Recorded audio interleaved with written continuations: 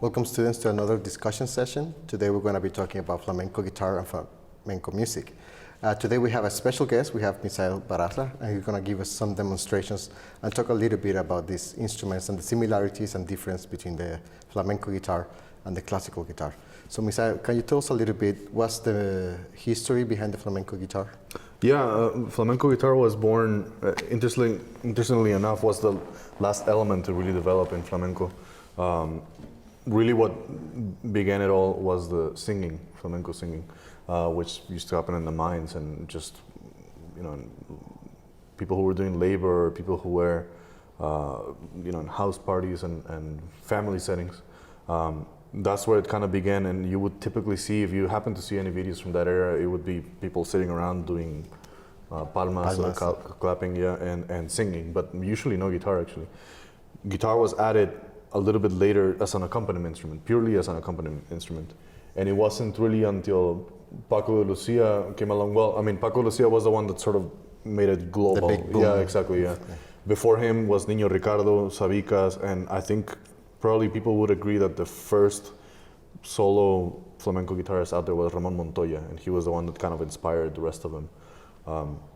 But then, as I said, it was Ramon Montoya, then Niño Ricardo and Sabicas were kind of alongside each other. Yeah, exactly, contemporary.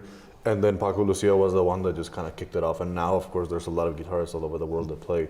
You could hear Vicente Amigo, Antonio Rey, etc. But really, I think Paco Lucia is the one that's going to be known as the one that sort of took flamenco out of Spain and put it in the world for guitar, for baile, for dancing, and for singing as well, for everything. And was the dance always there? Always present? The dance was pretty much always there, as far as I understand, right from the beginning, along with the singing. Okay. It was the guitar that was kind of in the shadows for a long time, really kind of a second-rate citizen in those guys. I think it was just kind of, playing in the background and always helping the singing and the dancing, but never really having the spotlight until it was guitarists like this that I mentioned before that sort of pointed to the instrument and made everybody realize that the instrument itself had the ability to take a protagonist role. So it was pretty much, we say, early 20th century or late 1800s that the guitar started to get involved? It's a good question. I think early 20th century is when, early 1900s I was going to say, is when flamenco guitar probably started having a little bit of solo action. Okay. I don't remember exactly the dates, but I think Ramon Montoya was probably 1940s, 1950s. By that point, he was already probably established as a guitarist, if not earlier. Definitely Sabicas and Niño Ricardo by the 70s, and Paco Lucia already by the 70s as well was a big force already. So well, 80s for sure. So definitely by the end of the 20th century, flamenco guitar was already a big driving force in flamenco. Yeah. And there's a lot of fusions now also, right? You have flamenco with jazz and more Latin music. Nowadays, again, because of Paco Lucia, he was such a visionary that he started incorporating a lot of influence from jazz music, from Brazilian music, especially harmonically. And he enriched the language of flamenco guitar to something that's very complex now. Because one of the hard things about flamenco to understand, especially for people who approach it today and from outside the culture, is that it sounds really crazy because the rhythms sometimes are quite complex. They're not 4x4 kind of things that we're used to sometimes in this side of the world, sort of thing. And the harmonic language now is very developed in flamenco, so it's hard to know where the tonic is. It's hard to know what results to what sort of thing until you get really familiar with the style, and then it's actually quite easy to tell if you're used to it. Yeah, once you become familiar. Of course. And that's common in every genre, right? If you're coming from the outside world, it's the same thing with Latin American music. Exactly, yes, right? Exactly, yeah. Although I would say the flamenco has a little more like mystery to it. Again, sometimes because the combination of the exotic rhythm plus maybe the singing that's very different to many other types of singing, plus the dancing, plus the guitar, it just kind of makes a little bit of an enigma, I think, maybe more so than other musics when you first approach it. But like you said, in the end, it's just cultural manifestation. We talk about this in a different context with the son jarocho as a mega genre because you have the dancing, the playing, Right. and the singing. So flamenco could also be considered maybe a mega genre because it incorporates those three. Absolutely, and actually, aspects. there's a few dance companies that mix both of them. There's definitely at least one that I know of that is fairly big, and I'm forgetting the name, but they do mainly a jarocho show, but they bring a flamenco dancer and a flamenco crew. So, and actually, you would be surprised how similar the footwork patterns, for example, are between the two. I mean, the technique is obviously a little bit different, just like with anything else, but it's the same intention. Absolutely, yeah. You can tell they're very closely related. Yeah. That's great. And tell us a little bit about the guitar that you have here. For the people that are not familiar, they might just look like a normal guitar. Yeah. But there are some difference between the classical guitar and the flamenco guitar. Yeah, absolutely. There's a few. So right down to the construction of the guitar, actually, this guitar is kind of in the middle, but most flamenco guitars will have quite a thick body, a very sort of, you could call it a deep sort of long side here, because that usually provides the instrument with a larger low range, meaning you get more bass out of it and you get more colors and whatnot. But that's not necessarily what the flamenco guitarist needs when playing guitar. For, exactly, yeah. Obviously, as classical guitarists, we have some types of needs, but as flamenco guitarists, usually what you're most concerned about is the rhythm, the articulation, the percussiveness of the music, even when playing guitar, because that's what other people rely on to be able to follow you and be able to do music together. So tone, for example, isn't as important in flamenco music as it is in classical music. Although nowadays I'll say that most good guitarists are very are complete guitarists. Yeah, exactly. But anyway, that's one of the differences. The body in flamenco guitar usually will be a little bit slimmer, even to the point where it will be about that much, right? Really? And so, yeah, I mean, I've seen guitars that are quite thin. And of course, that makes a very, not thin sound, but bright and crisp sound throughout. Yeah, so you can hear more of the attack than the actual. Yeah, exactly. Note. You can see, even when you pluck a single note, you can hear a very defined note as opposed to, in classical music, we tend to talk about taking the edge of the note and getting rid of the attack, so you just hear the note sort of thing, for most music, of course. But in flamenco guitar, it's just the opposite. It's just about getting that whack on the note, and so that it's very clear when the note happens and the rhythmic placement of the note. Yeah. Anyway, that's one of the difference. Another big difference, although it's more common now in classical guitars, is that you get protection plates on the instrument to be able to sort of fend off all the percussive elements that you use on the top of the guitar. So talk a little bit about the right hand technique, classical versus the flamenco. Yeah, sure. I mean, in classical guitar, first of all, you sit a little bit different, right? You sit with the guitar usually like this, or if you use some type of ergo play or a cushion or whatever, you end up basically in some position that resembles this, right? Because this creates an attack on the right hand that promotes good tone, basically. Yeah. But in flamenco, that's not what happens, right? In flamenco, actually used to be played sort of in a similar position, but they used to play the guitar, put the guitar on the right leg, and then just kind of clamp it down with the right arm, and then play over here, right? Yeah. And so what happened is, this was fine if you were playing a couple of chords, and this is why, by the way, most traditional chords happen in the same position. For example, if I'm playing a Buleria or something like that, I can accompany 3 hours of music with a few chords that I can find right here, right? But if you're jumping around. Exactly. This is because you're holding the guitar, right? But then Paco de Lucia again comes along and says, well, what if I want to use the rest of the guitar? And so what happens is initially he kind of did this, and then he put the guitar here, right? And so he was able to move around as much as he wanted to.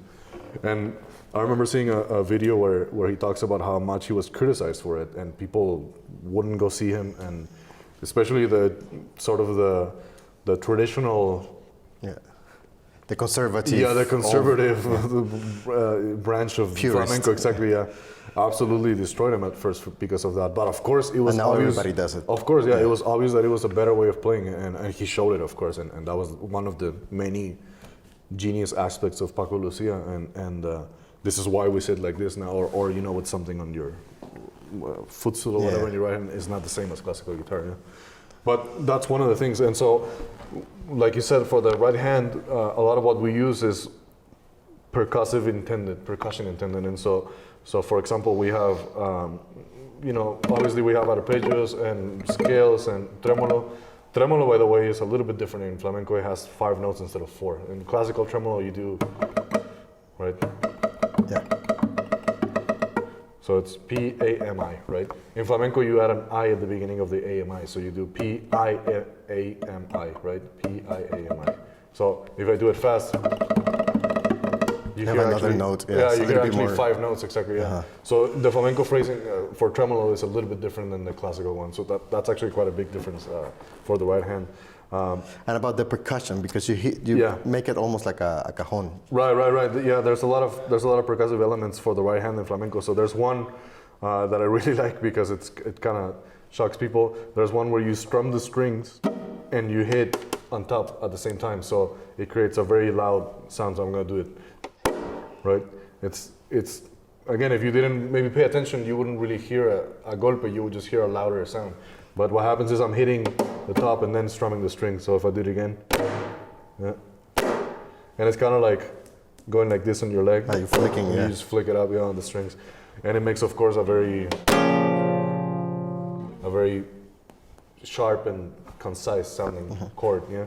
And you also do it with the other fingers, right? Yeah, absolutely. So you can hit the lower part of the top of the guitar with either AM or just A and create this sound.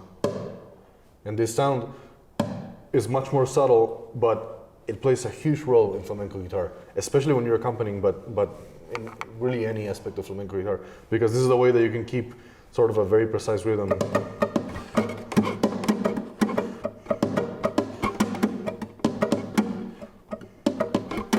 For example. And so you're always kind of throwing it in there in specific places where you're constantly telling the listener where the beat count is, right? And obviously very complex ways of playing. And the dancer, right? And the dancer or the singer or the audience, of course, but especially for the singer and the dancer. I was going to say, of course, nowadays you use this in really crazy ways if you want to and make really cool rhythms. But in essence, what you're doing is you're sort of keeping a very, very precise timing with the music. And how is the structure of the music? Because there's, compared to other genres that we play in guitar, there's a big aspect on improvisation. Yes, absolutely. Is all music improvised? Is there like a set of rules that people follow along?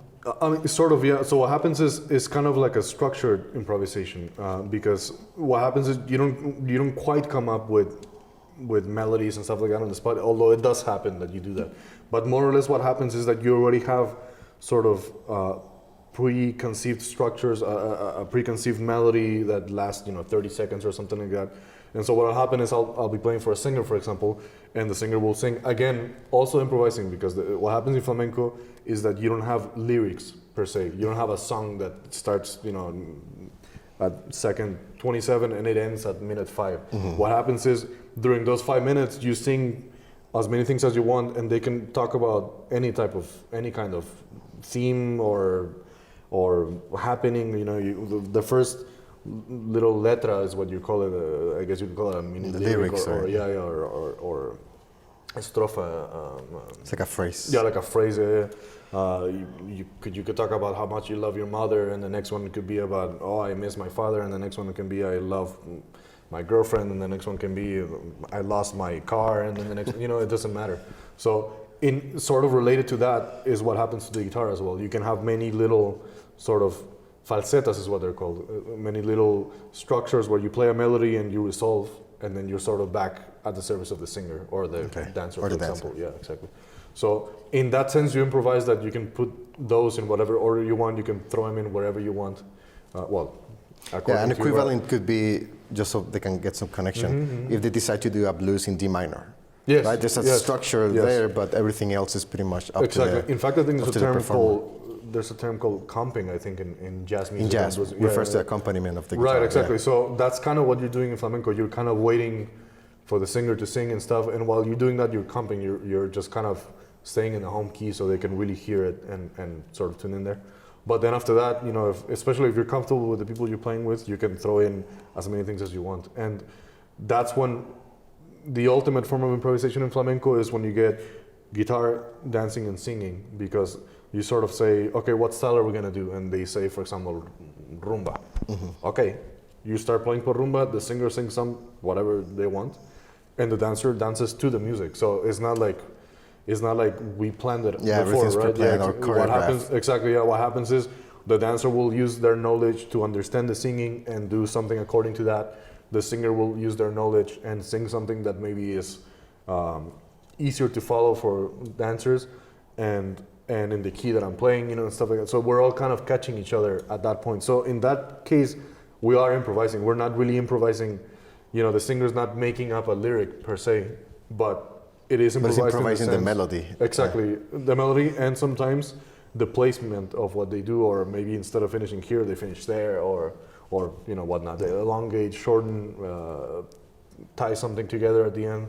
That's really how you improvise in flamenco. Of course, nowadays, especially in elevated forms of flamenco, there is the typical Predetermined improvisation, exactly, where somebody plays some chords and you improvise on top of that, right? But really, when it comes to flamenco improvisation, is more about that, how you communicate with the other people on stage and how you kind of make something on the spot. Right? Good. So tell us a little bit about what you have in the fretboard of the guitar. Well, that, so that I have a capo here. This is common of all musics with guitar, of course. But what happens is two things, actually. So this came about, obviously this is a modern capo, but in the old days it would have a peg and stuff like that. It came about because you can easily move it anywhere on the neck of the guitar without changing the actual key that you're playing in. So for example, here I'm playing, if I play in E major, right? I'm really playing in G major, right? Because I have it on the 3rd fret. If I move this to the 7th fret, I would play in D major, right? So if I play for a singer that has a low voice, for example, I can just do this. And if all of a sudden I have to play for another singer that has a much higher voice, instead of transposing everything and relearning a different key and stuff, you can just move this up and then you know how to play everything, right? So one of the things that's also crucial in flamenco is the sound that a specific style has, right? So if I play a solea, for example,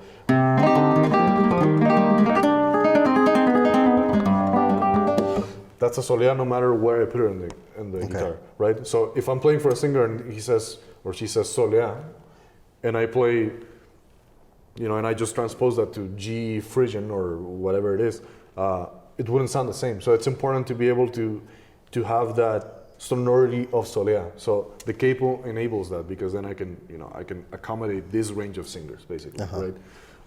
That's one of the key aspects of the capo. Another one, though, is that it actually lowers the strings closer to the fretboard of the guitar. So it's a little bit easier to play, and it sounds more percussive. When you play Barraza-Diaz, especially, it adds a percussive element to it. So it makes it better even. So that's why you'll see even solo guitar sometimes played with the capo, because it makes the guitar sound a little bit crisper, a little bit more like it's supposed to sound. Yeah, for a lot of Baroque and John Dolan's music, they put in the capo in the 1st or 2nd fret too. For example, to make the classical equivalent of that, exactly. So there's a few uses for the capo, but mainly is to be able to accommodate tonality without relearning the fretboard of the guitar, and to add percussiveness and a more crisp sound to the instrument. That's great. So you're going to play a piece for us. One of them is going to be a rondeña. Can you tell us what a rondeña is? Yeah. Actually, that's a very interesting style, because Rondeña means from the city of Ronda in Spain. And Rondeña originally means a style of fandangos. So that's for the singing, though. And so it's kind of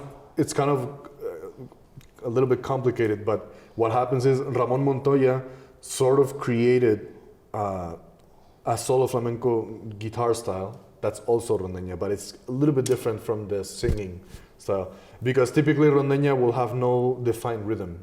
Even though there's still the nuance of rhythm, there's no tapping of the foot, there's no clapping to it. In the guitar version of rondeña, in the singing and dancing version of rondeña, there is an absolute, defined rhythm and stuff like that, close to a fandangos or verdiales, if anybody knows what that is. But in guitar, what happens is you tune down the 6th string to D, from E to D, and the 3rd string from G to F sharp.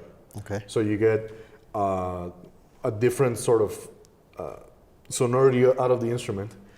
And so as I understand it, Ramon Montoya was the first to do this, and Paco de Lucia was the one that sort of took that and made it into what we know today as Rondeña. Yeah, and if you see with his concerts, he often started his concert by playing solo on stage in this tuning, which is very, very characteristic of flamenco guitar. I think it's hard to sort of hear it anywhere else. So that's what I'll play first for this. Right. So now you're gonna hear Misael Barraza improvising a rondeña.